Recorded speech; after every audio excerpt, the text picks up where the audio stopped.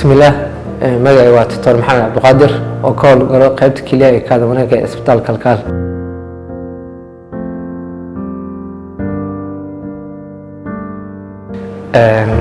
qofka ku adkaato kaadida waxa keena waxyaabo badan. aslan medical term waxa loo yaqaanaa urine hesitancy oo ah qofka inuu inta isku diyaariyo inuu kaadiyana waqtigii durba ay ka imaan weyso oo waqti oo qaadato kadib kaadida ay ka imaado.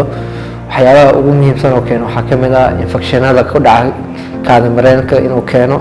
sidoo kale waxyaabaha qaar waxaa ka mid ah waxa loo yaqaano bladder outlet obstruction oo ah in qofkii kaadidii soo mareysay jidka kaadi mareenka oo ciriiri ka jira sida dadka qaba prostate-ka oo prostate-ka weynaaday ama tubadii kaadida oo ciriiri ka jiro. waxyaabahaas waxay ka mid yihiin waxyaabaha ugu badan oo keeni kara.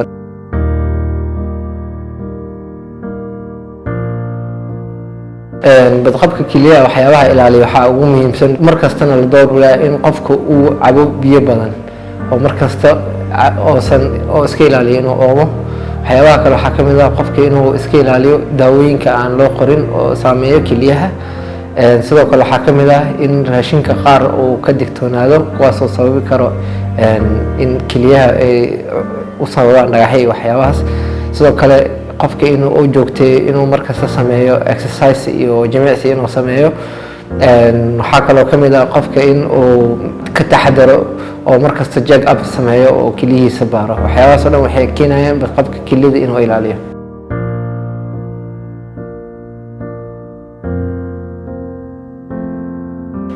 cuntooyinka qofka la rabo inuu iska ilaaliyo oo sababi kara dhagaxyada kelyaha waxaa ka mid ah cuntooyinka ay ku badan yihiin calciumta, cuntooyinka ay ku badan yihiin oxalate-ka. sidoo kale qofka waxaa laga rabaa inuu iska yareeyo cuntooyinka ay ku badan yihiin proteiniska. kuwaasoo dhan waxay sababaan in dhagaxyada ay fududeeyaan in kelida ay ku abuurmaan. sidoo kale waxaa ka mid ah cuntooyinka ay ku badan yihiin cusbada.